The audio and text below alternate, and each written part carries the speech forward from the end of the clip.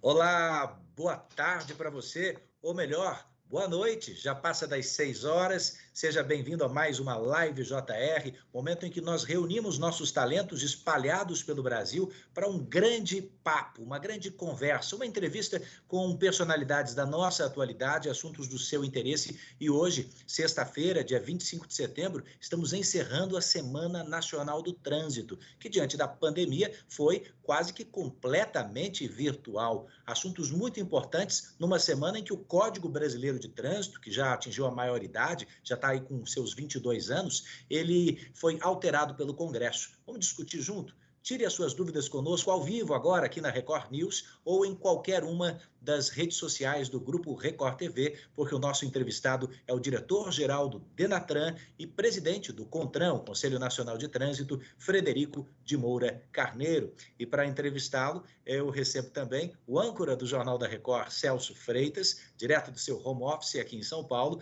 e o repórter especial do Jornal da Record, Luiz Gustavo, direto da capital de todos os mineiros, a nossa Belzonte. Bom, eu dou as boas-vindas aqui ao doutor Frederico, fazendo a primeira pergunta. Doutor, quais foram as principais alterações sofridas essa semana no Código Brasileiro de Trânsito e qual é a expectativa para que isso passe a valer de verdade? Bem-vindo, boa noite. Boa noite, Eduardo. Boa noite, Celso, Luiz Gustavo. Boa noite a todos os espectadores da Record. Bom, como o Eduardo colocou, essa semana tivemos aí uma notícia, né, muito importante para todos, não só aqueles que militam, que atuam na área de trânsito, mas para a população em geral, porque quando se fala em trânsito, afeta a vida de todos nós, né? E o Código, então, ele desde 1997, foi a primeira vez que um presidente da República encaminha ao Congresso Nacional propostas de alteração assim, mais significativas e mais numerosas. Até então, o Código vinha recebendo alterações promovidas de iniciativa de parlamentares, né, de deputados e senadores, e geralmente muito pontuais. E essa vez o Código recebeu algumas alterações assim, mais significativas, né, de um aspecto geral. Bom, então, assim, da medida da população, alguma que tem assim, um impacto mais direto, né, nós temos várias, mas, por exemplo, a questão da validade da CNH, né, até então, o Código atual ele prevê uma validade de 5 anos, né, para condutores até 65 anos de idade e, a partir daí, 3 anos de validade da CNH. E a proposta agora estabeleceu 3 periodicidades de renovação. Então, o condutor dos 18 até os 50 anos, a validade da CNH passa a ser de 10 anos. Para aquele condutor entre 50 e 70 anos, o prazo fica de 5 anos para renovação, e acima dos 70 anos de idade, o prazo para renovação é de 3 anos. Essa é uma medida, assim, uma das mais que impactam a vida de todos, né, de todos os condutores e todas as pessoas. Cabe realçar aqui que o seguinte, o projeto ainda não foi sancionado pelo presidente, né? Então, nós temos um texto que foi aprovado pelo Congresso Nacional, aguardando a sanção do presidente Jair Bolsonaro, e deve fazer aí na próxima semana. Temos outras medidas também que impactam um pouco o trânsito, né, que vão ser regulamentadas ainda pelo CONTRAN, que dizem respeito, por exemplo, à questão da circulação das motocicletas entre os corredores, né, entre as filas de carro de faixas adjacentes. Então, esse aí é um ponto muito importante que tem um impacto assim, significativo na segurança do trânsito, uma vez que as motocicletas e motociclistas se envolvem em uma quantidade excessiva de acidentes. Os leitos hospitalares, né, são ocupados assim, de forma bem intensa por motociclistas vitimados aí em acidente de trânsito. A motocicleta não tem a proteção, né, da lataria do carro, então qualquer queda, qualquer batidinha, ela realmente já causa lesão ou às vezes até a morte do motociclista, né? Então essa medida também tem um impacto muito interessante aí na vida do motociclista. E temos vários outros pontos também relacionados ao processo administrativo, temos relacionados ao exame toxicológico, temos relacionados à cadeirinha, enfim, tem uma série de pontos aí que afetam a vida dos cidadãos e dos condutores. Não à toa, as mudanças propostas pelo governo tiveram algumas alterações dos parlamentares, se não me engano, 12 emendas. Ao longo da entrevista, a gente vai esmiuçando isso. Eu vou passar para Belo Horizonte, para um homem que já tem 34 anos de habilitado como motorista, e alguém que costuma contar histórias pelo Brasil, deve ter muitas sobre motoristas ousados. No caso de moto, né, Luiz Gustavo, a gente costuma dizer que o para-choque é o próprio motoqueiro. É verdade. Boa noite, Edu. Boa noite, Celso. Boa noite, doutor Frederico. Prazer enorme estar aqui novamente.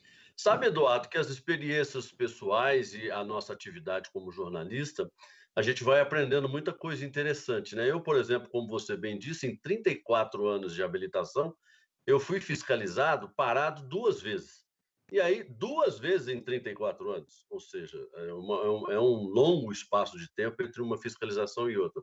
Ontem, o nosso Jornal da Record, doutor Frederico, noticiou que todos os dias no nosso país acontecem 155 acidentes nas rodovias.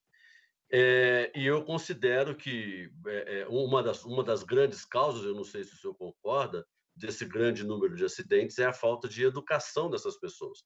E uma das situações, por exemplo, que sempre me incomodou bastante, que eu queria lhe perguntar, quando a gente fala de esticar o prazo da renovação da CNH, obviamente eu acho que tem um intuito, eu queria que o senhor explicasse por que se optou em renovar a cada 10 e não a cada 5 anos, e queria perguntar para o senhor se é intenção dos homens que cuidam do nosso trânsito como o senhor, rever, por exemplo, a perspectiva, a prerrogativa de que a pessoa tira a CNH sem sequer ser exigida alguma experiência na rodovia, nas rodovias onde acontecem 155 acidentes todos os dias no nosso país.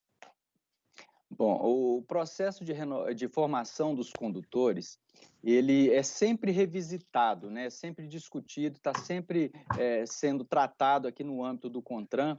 O CONTRAN tem, assim, 5 câmaras temáticas relativas a cada um dos temas específicos, e uma delas é a Câmara Temática de Educação e Saúde. Então, esse é o fórum mais adequado para se discutir a questão da formação do condutor. Atualmente, nós estamos passando por um processo de revisão de todas as resoluções do CONTRAN, entre elas aquela que trata do processo de formação de condutores. Então, isso muito se questiona qual que seria o tipo de condutor que se espera para o trânsito no Brasil. O processo que está de formação de condutores atualmente, ele está servindo somente para ensinar o candidato a realizar a prova e passar naquele exame, e depois, a partir daí, o que a gente tem de atualização, de educação desse condutor? Será que a gente precisa começar a educar as crianças, né, desde as mais tenras idades, levar a educação para o trânsito para as escolas, conforme está previsto no Código de Trânsito? Então, são algumas dificuldades, né, e realmente corroboram com essa questão que você colocou. A educação para o trânsito é fundamental, realmente, para que a gente tenha aí um trânsito mais seguro, um trânsito mais respeitoso, mais harmonia, né, entre os condutores. Então, tudo isso faz a diferença e se reflete realmente na ocorrência de acidentes, né? A questão do prazo de validade dos exames da CNH tem a ver com os exames de aptidão física e mental. Então, de 97 para cá, o sistema de saúde, as condições de saúde do condutor, do cidadão brasileiro, de um modo geral, tem se evoluído, né? Então, ou seja, por exemplo, o condutor de 18 até os 50 anos de idade não desenvolve, assim, doenças que comprometam, né, uma progressividade de doenças e que comprometa a capacidade de condução do veículo dele. Geralmente a vista, né? Então, assim, a partir dos 40, 45, começa a vista já vai ficar mais comprometida, mais debilitada. Então, os estudos e as discussões que foram promovidas nas audiências públicas realizadas na Câmara dos Deputados, que contou com a participação de médicos, de profissionais de saúde.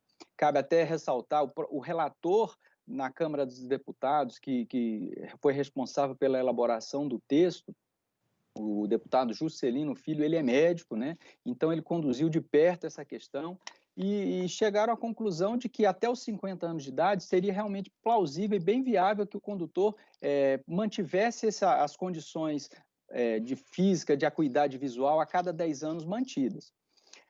Mas é importante também destacar que o Código prevê já era assim no texto atual e foi mantido nesse novo projeto, que qualquer indício de deficiência, de doença progressiva que comprometa a capacidade de condução daquele condutor, esse prazo pode ser reduzido. Então, ao fazer o exame, constatou que ele tem uma doença visual, por exemplo, degenerativa, que vai perdendo a acuidade, o médico que faz o exame pode prescrever lá que esse exame dele tem a validade de 2 anos, de 3 anos, por exemplo, né?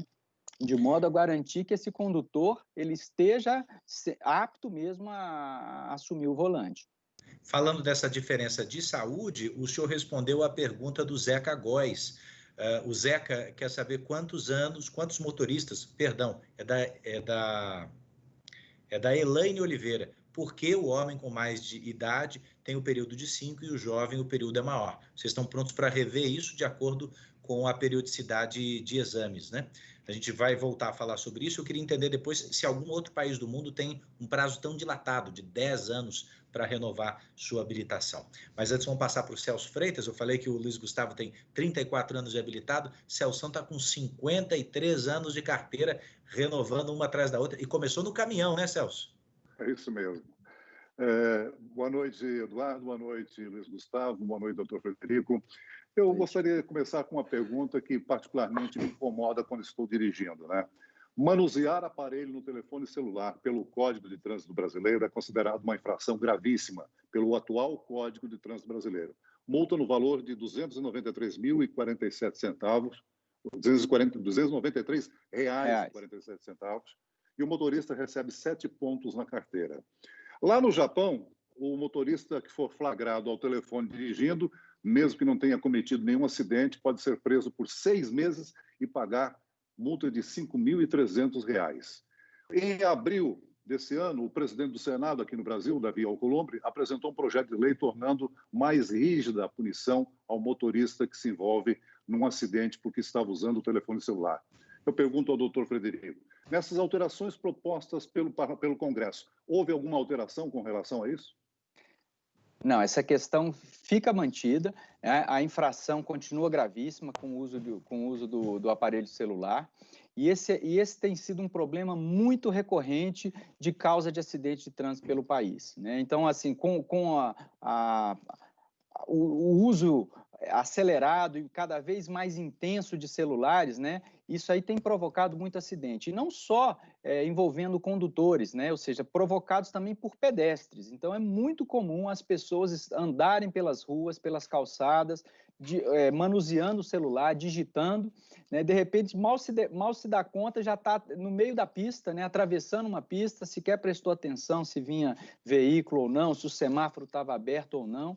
Então, realmente, isso aí é uma causa muito importante, e nós temos aqui desenvolvido algumas ações, algumas campanhas por meio das redes sociais educativas, né, orientando o condutor e o pedestre também para evitar o uso de aparelho celular.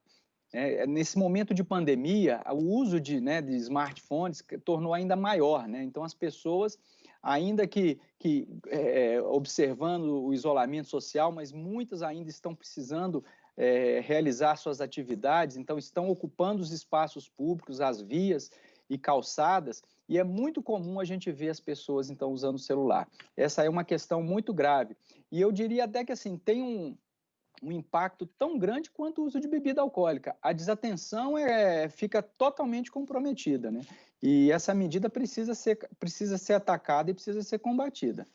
A ciência já demonstrou isso fartamente, né? Eu me lembro de reportagens de nossos correspondentes internacionais em laboratórios de pesquisa, presos a uma direção e tentando digitar ao mesmo tempo enquanto seguram uma mão no volante. Cai até 25 vezes o grau de atenção àquilo que está acontecendo, né? E ainda assim a gente não aprende a lição, parece. Bom, eu falei aí de quanto tempo de habilitado, vamos perguntar para o nosso diretor. O senhor tem quanto tempo de habilitação? Eu tenho 38 anos de habilitação. Bastante tempo 31 anos. Estou fazendo confusão na conta. 31 anos. 31 anos. Eu tenho 22 anos e já quero voltar para a questão da renovação. Em algum país do mundo nós temos um prazo tão dilatado para renovar? 10 anos. E outra coisa, minha carteira vai vencer agora em outubro. Espera, depois da sanção, já está valendo esse prazo? ou eu tenho que correr? E eu estou na situação de muitas pessoas, eu tenho que correr para renovar. Não precisa correr, não. Após a sanção, as novas regras passam a vigorar após 180 dias, né? Ou seja, 6 meses. E os prazos de validade das carteiras já emitidas até então são mantidos. Tá? Então, ou seja, o prazo que tiver na sua validade, por exemplo, se for aí, vamos botar lá, agosto de 2021, né? Então, até lá, esse prazo está mantido. Então, caso da sua idade, você não aparenta ter mais de 50 anos. Então... É 10 anos, então, de validade. Então, vale os 10 anos aí de validade na partir da próxima renovação, do próximo exame. Ou seja, Luiz Gustavo, tem que correr para renovar, porque vence agora dia 5 de outubro, hein? Olha bem. Tá, e a minha carteira está lá do Paraná ainda. Aproveito rapidinho para fazer uma pergunta, agora sim, do Zeca, que ele gostaria de saber se existe alguma estimativa de quantas pessoas estão dirigindo no Brasil com carteira vencida. Quer dizer, é claro que precisa de fiscalização para saber disso, mas existe alguma amostragem que lhe dê um sinal de quantas pessoas estão dirigindo irregularmente no Brasil? É possível levantar esse dado, sim, né? Pela base de dados aí do RENASC, que é Registro Nacional de Condutores Habilitados, é possível levantar. Eu não tenho isso aqui de pronto, assim, de imediato, né? Mas o que acontece? A gente teve, por conta da pandemia, teve uma medida do CONTRAN que interrompeu, na verdade, os prazos de vencimento das CNHs desde o dia 19 de fevereiro. Porque por conta da decretação do estado de calamidade pública, todos os DETRANs nas 27 unidades da federação ficaram com as atividades paralisadas, né? Então, os condutores não tinham condição ainda que precisassem renovar as carteiras, não tinham condição de dar início ao processo de renovação. Então, o prazo foi interrompido, né? Nós estamos aguardando a situação voltar à normalidade nas 27 unidades, ainda isso não ocorreu, então nós temos ainda alguns serviços que não estão efetivamente funcionando e dando conta da demanda, né? Tem uma demanda reprimida muito grande nos DETRANs. Então, a gente vai fazer essa retomada dos prazos e das atividades gradativamente para não ter muito impacto na vida do cidadão e dos órgãos de trânsito. Ok, então mais um efeito da pandemia. Pois não, Celso? O Eduardo salientou que a sua carteira vai vencer em outubro. A minha venceu em abril. E eu estou nessa situação que o doutor Frederico acabou de esclarecer em função da pandemia. Isso depende da situação de cada estado, então. Se o estado de onde é a nossa carteira de motorista já retomou a renovação dos documentos, basta seguir o trâmite. Caso contrário, está suspenso, doutor. A regra de suspensão, né, na verdade, é uma interrupção mesmo, que o prazo volta não continua contando, mas ele vale em todo o território nacional. Tá? Então, essa é uma dificuldade. Então, tem alguns estados que já estão com as atividades normalizadas, só que a lei, ela vale para todos. Então, enquanto tiver um DETRAN ainda que não esteja 100% funcionando e com as atividades normalizadas, nós não podemos revogar essa interrupção, né? Mas o que se aconselha é que os condutores que já tiverem aí, cujos estados, os DETRANs dos estados já estejam com as atividades retomadas, que procurem o DETRAN, procurem as autoescolas para poder fazer esse processo, as clínicas, na verdade, né? Para poder fazer o processo de renovação, porque a partir do momento que a gente voltar à regra normal, vai haver provavelmente uma enxurrada de acesso aos órgãos de trânsito, né? E o que vai congestionar cada vez mais o serviço. Então, é bom que cada um já vá procurando o seu órgão de trânsito, já vai tomando as providências para renovar a CNH. Luiz Gustavo, você. Doutor Frederico, os números do trânsito não é uma questão só no Brasil, mas no mundo inteiro eles são estarrecedores, né? Segundo a OMS, a Organização Mundial de Saúde, 1.250.000 pessoas morrem todo ano no trânsito no mundo. O Brasil é considerado o quarto trânsito mais violento do continente americano.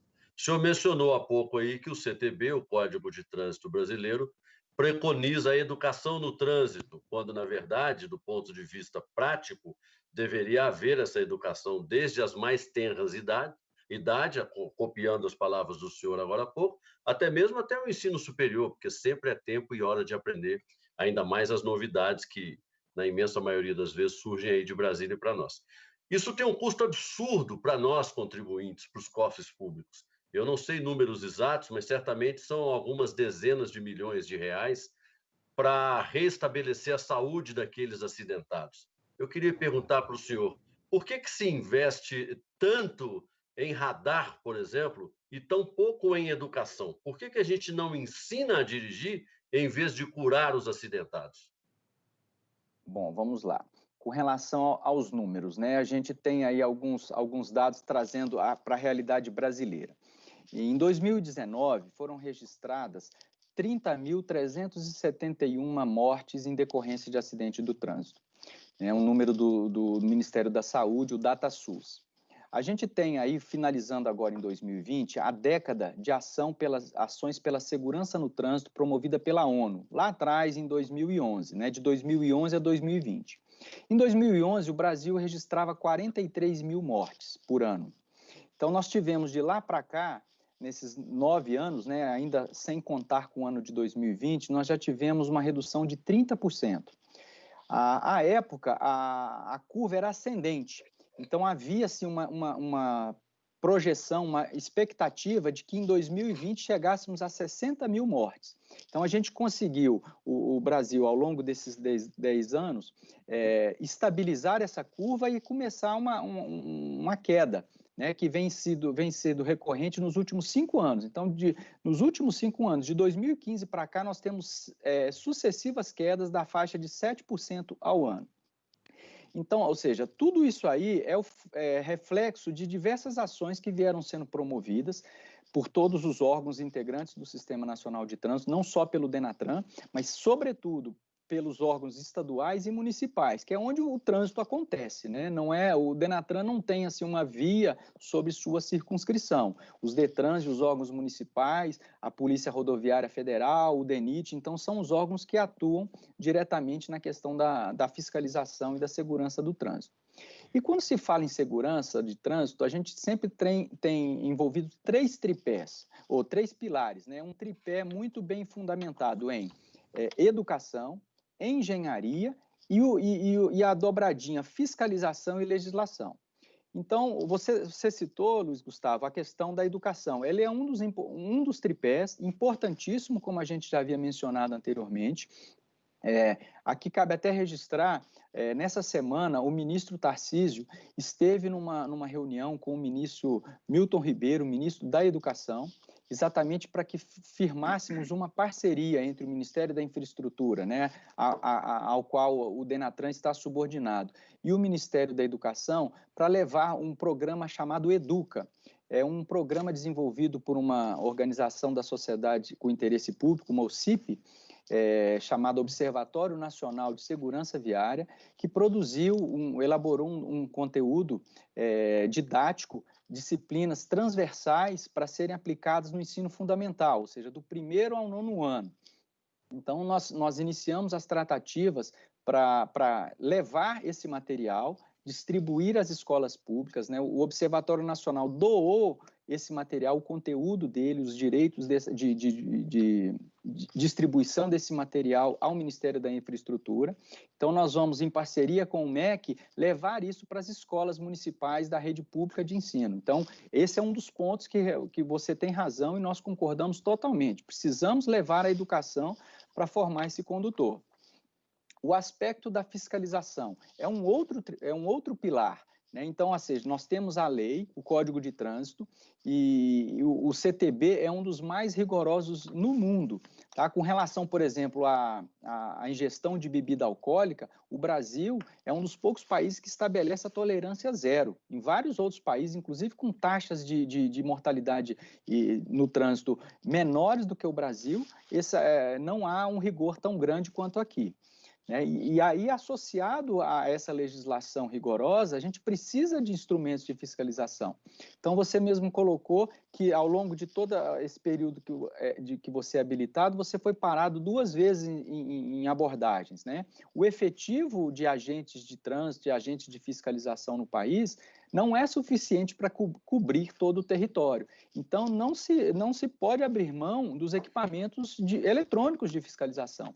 Então, os radares, na verdade, são os olhos do Estado, do agente de fiscalização, localizados naquelas pontos de maior incidência de acidentes, né? Então, recentemente, um parêntese sobre a questão dos radares, o CONTRAN editou a resolução 798, que trata exatamente dos critérios para a instalação de radares. E nessa resolução está previsto que prescinde de um estudo e um levantamento técnico, ou seja, o radar não pode ser colocado onde o gestor público achar mais interessante, mais conveniente. Tem que ter uma fundamentação naquele trecho em que há uma alta ocorrência de acidentes, nas proximidades de escolas, hospitais, locais onde tem curvas acentuadas, risco de ocorrência de acidentes. Então, é importante a gente conciliar esse outro aspecto.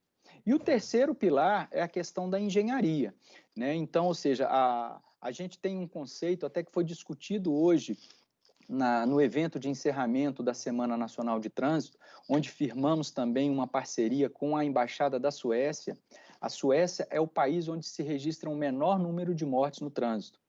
É um país, vamos dizer, com uma população menor que a cidade de São Paulo, mas ela registra 270 mortes por ano, número absoluto. Considerando com a população, que é em torno de 10 milhões de habitantes, são menos de 3 mortes para cada 100 mil habitantes.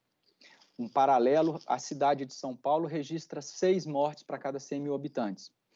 Então, firmamos, no dia de hoje, foi celebrado, né, uma carta de intenção, um protocolo de intenção junto com a Embaixada da Suécia, exatamente para trazermos os conceitos de visão zero, que é o modelo empregado naquele país.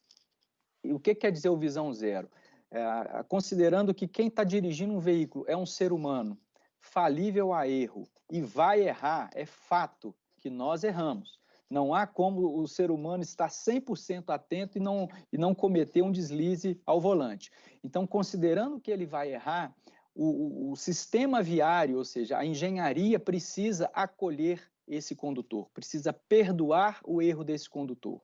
Então, são as áreas de escape em rodovias, são as barreiras, as defensas, os guarda-reios, são, por exemplo, a mudança no traçado da curva, de determinada curva, até a remoção, por exemplo, de um poste ou de uma árvore às margens da rodovia, em que, caso o veículo venha a perder o controle, uma colisão pode levar ao óbito ou uma lesão grave àquele condutor.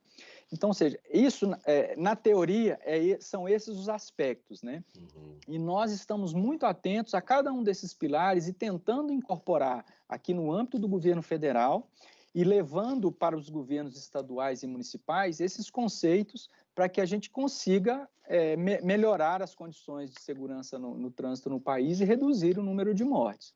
Então, de um modo geral, seriam a linha de ação que nós estamos propondo, né, para conduzir a Política Nacional de Trânsito é essa.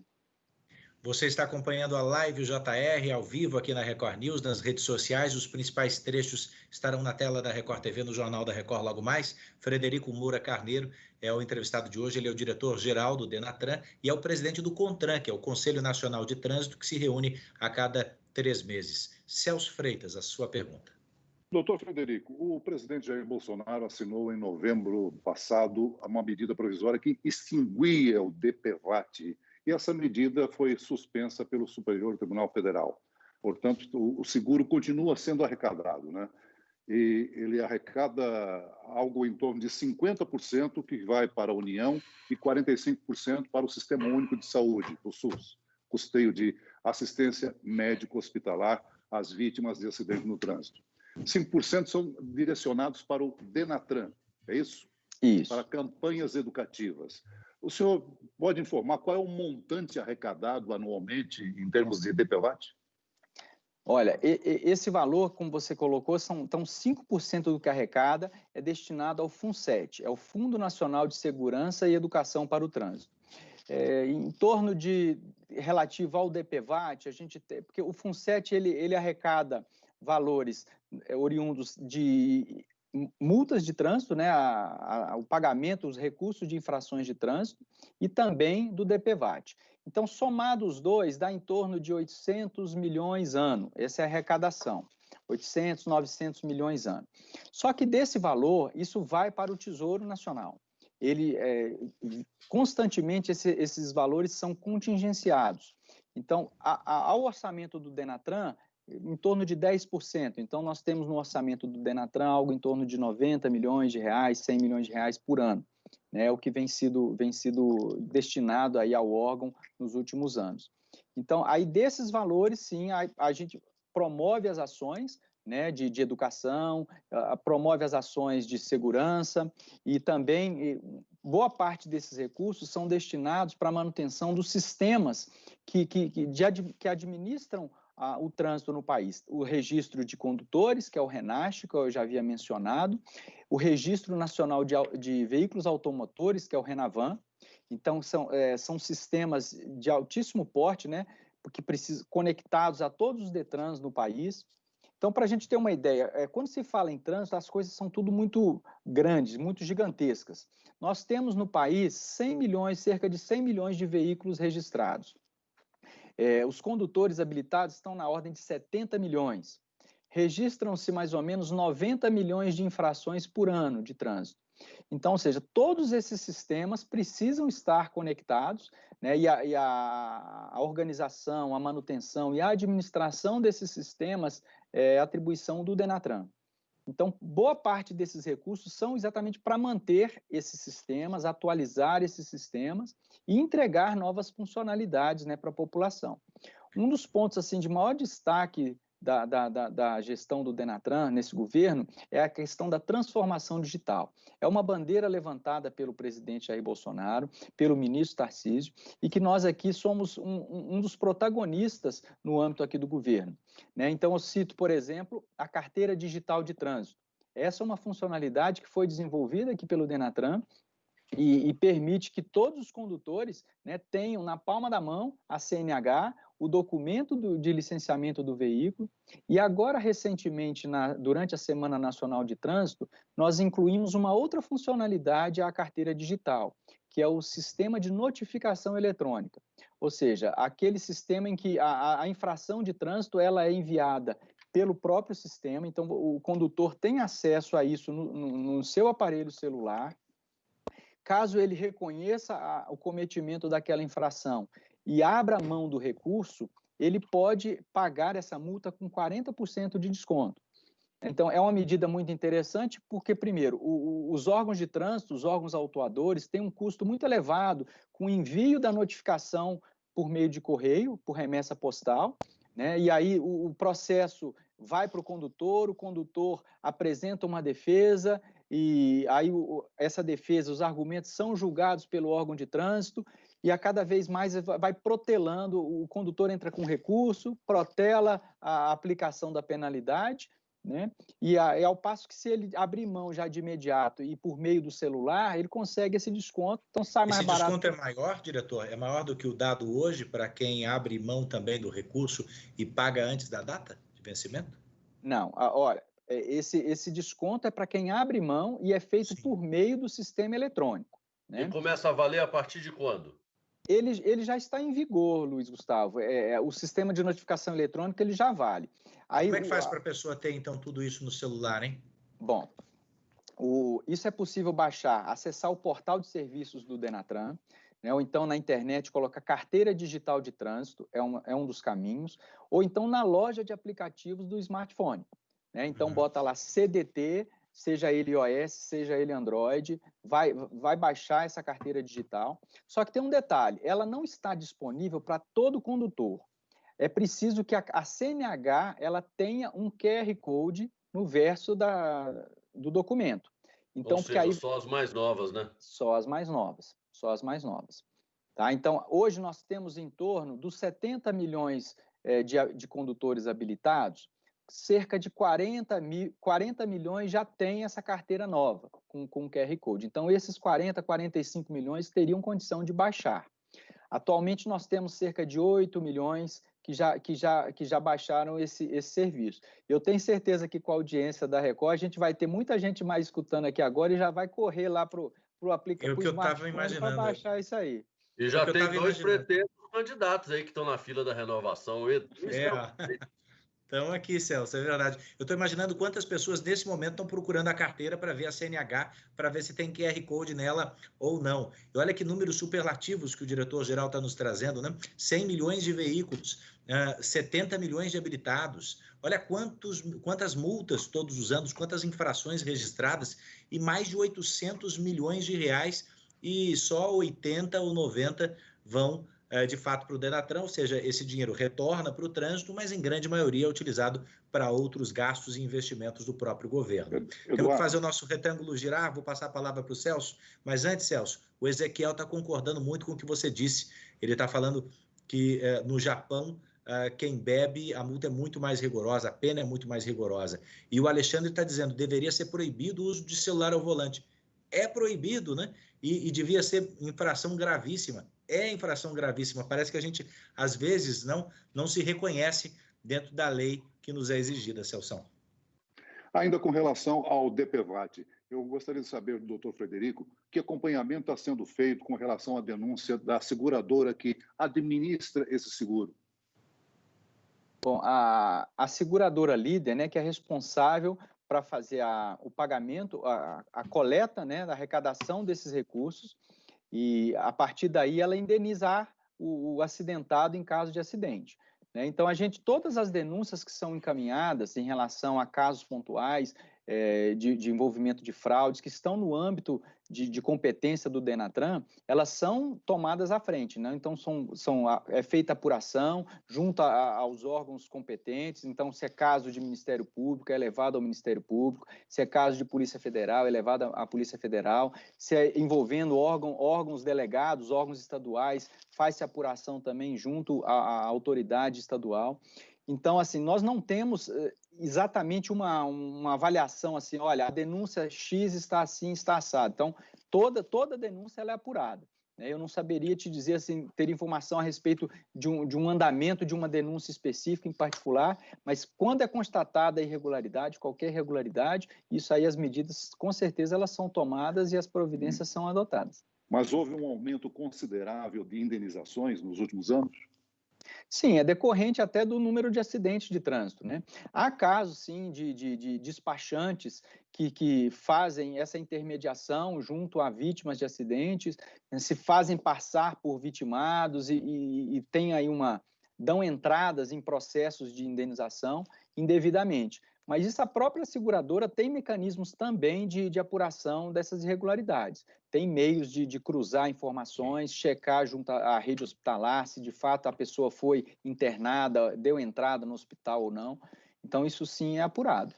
Diretor, dá tempo rapidinho de uma saideira à mineira. Luiz Gustavo, sua última pergunta. Vou fazer duas perguntas numa só, pedir para o diretor ser sucinto, que eu não posso deixar de perguntar um problema, Edu, que atinge todos nós. O que vamos fazer, doutor Frederico, para termos mobilidade urbana, para sairmos do caos dos congestionamentos nas grandes cidades? E, por fim, o STF vai julgar a constitucionalidade ou não das placas do Mercosul. Qual a tendência, na opinião do senhor? Bom, mobilidade. A grande dificuldade é conciliar mobilidade urbana com segurança no trânsito. Né? Quando se fala em mobilidade, a primeira saída que pensa é vamos alargar as pistas, né? Tirar cruzamentos, construir viadutos, túneis para que o fluxo seja cada vez mais intenso. Só que com isso você imprime maior velocidade aos veículos e o risco de acidente e as consequências de uma colisão são muito mais graves. Então, a saída para isso, a gente vê nas principais cidades mundo afora, é exatamente investir em transporte público, né? Investir em transporte não motorizado, e aí a gente consegue replanejar os deslocamentos e a ocupação urbana. Então, é um processo um pouco mais complicado e um pouco mais complexo, né? Que envolve muitas questões aí a serem tratadas.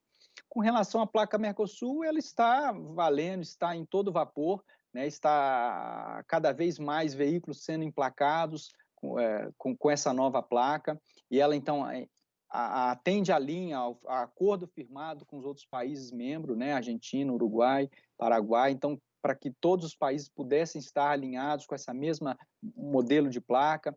Em breve, assim, um dos próximos passos é a integração dos sistemas, para poder exatamente facilitar a identificação de veículos, aplicação de penalidades, de infrações, né, enviar a infração para o órgão de origem. Então, é um passo seguinte que está mais à frente aí no radar dos órgãos de trânsito dos países envolvidos. Diretor-geral do Denatran e presidente do CONTRAN, Frederico de Moura Carneiro, muito obrigado por participar da Live JR. Deixa aqui, por favor, o endereço do portal de vocês, para que as pessoas que não conseguiram ter suas perguntas respondidas possam consultar e se familiarizar mais com o trabalho dessa gestão, diretor. Tá, todo o portal do Denatran, do Ministério da Infraestrutura, está no portal gov.br, do governo federal, né? Então, basta digitar Denatran na barra lá de pesquisas e já vai ser direcionado para o portal. Lá tem todas as informações relativas à obtenção da carteira digital de trânsito, relação à infração, estatística de trânsito, as resoluções do CONTRAN e todas as informações necessárias aí aos cidadãos e aos condutores no Brasil. Mais uma vez, muito obrigado por sua entrevista, obrigado pela participação do Luiz Gustavo e do nosso querido Celso Freitas. A você, continue conosco, principais trechos daqui a pouco no Jornal da Record. O jornalismo da Record TV não para e tem Live JR de novo na semana que vem. Estamos te esperando. Boa noite. Boa noite.